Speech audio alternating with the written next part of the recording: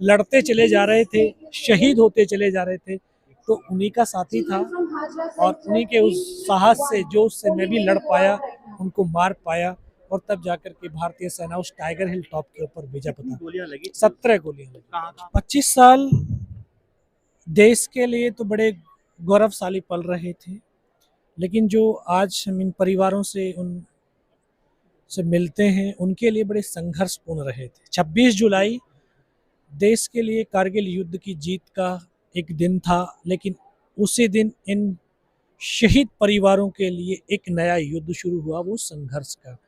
किसी के 3 महीने का गर्भ, किसी के 4 महीने का गर्भ, किसी का 1 साल का बेटा, किसी के 2.5 साल की बेटी, इस समाज में संघर्ष करते हुए उनको लालन पालन, शिक्षित, संस्कारित करते हुए उनको पैरों पे खड़ा करना, उनके जिसके पति का हाथ सर पे ना हो, बच्चों के पिता का हाथ उनके सर पे ना हो, किस तरह से संघर्ष किया। और आज हम जब इन परिवारों से मिलकर के इनकी कहानी बच्चों को बताते हैं, शायद मेरा ये एक सपना था कि जिस दिन मैं हॉस्पिटल में पहुंचा बच करके, बहुत सारे साथियों का यही था कि यार कोई बच जाएगा तो मेरे परिवार से मिलना। 25 साल सेवा करता रहा फौज में, रिटायरमेंट होने के बाद फिर ये मिशन उठाया कि नहीं, मुझे उन अपने साथियों का वादा निभाना है, और फिर उन साथियों के वादे को निभाने के लिए उनके परिवारों से मिलने के लिए निकल पड़ा। और आज तक हमने 228 फैमिली से हम मुलाकात कर चुके हैं। और जब मैं गया था फौज में, मैं एक नॉर्मल सा सिपाही था, कोई अलग से पहचान नहीं थी।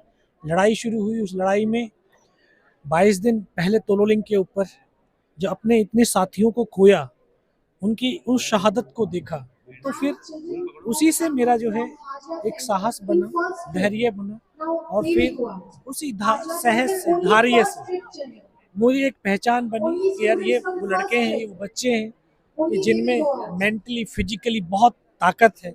इनको घातक प्लेटून में शामिल किया जाए, घातक में अपने साथियों के साथ मिलकर के 5-6 घंटे तक लड़ाई लड़ी, उनको देखा कि किस तरह से लहू का कतरा कतरा बहता हुआ चला जा रहा है, लेकिन चेहरे पर कोई शिकस्त नहीं था, मुस्कुराते हुए, और वो लड़ते चले जा रहे थे, शहीद होते चले जा रहे थे, तो उन्हीं का साथी था और उन्हीं के उस साहस से, जोश से मैं भी लड़ पाया, उनको मार पाया और तब जाकर के भारतीय सेना उस टाइगर हिल टॉप के ऊपर भेजा। पता गोलियां लगी 17 गोलियां लगी। कहाँ वो गोलियां थी सर आपके?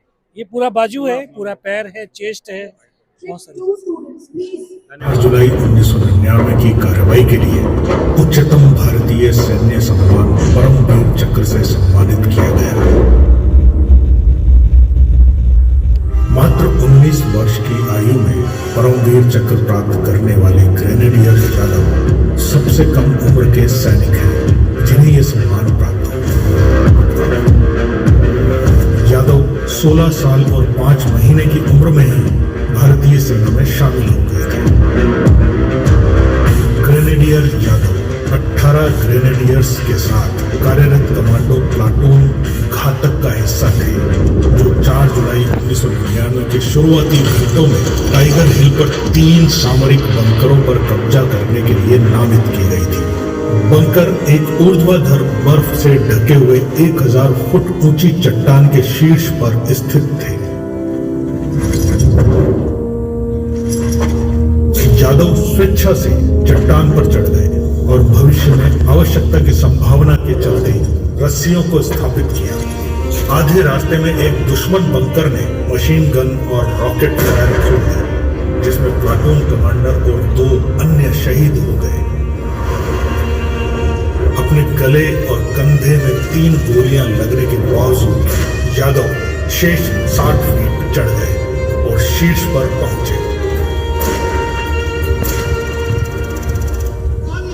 गंभीर रूप से घायल होने के बावजूद वो पहले बंकर में घुस गए और एक ग्रेनेड से 4 पाकिस्तानी सैनिकों को मार दिया। टाइगर हिल पर काबिज होने में सफल रहे। जान की बाजी लगाकर दुश्मन की 17 गोलियां झेलकर भी अदम्य साहस का परिचय देते हुए कारगिल युद्ध में सामरिक टाइगर हिल की फतेह करने में अनुकरणीय भूमिका के कारण भारत के राष्ट्रपति द्वारा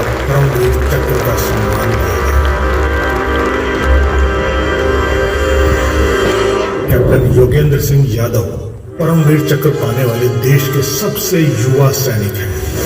कैप्टन योगेंद्र सिंह यादव टाइगर हिल का टाइगर कहा जाता है।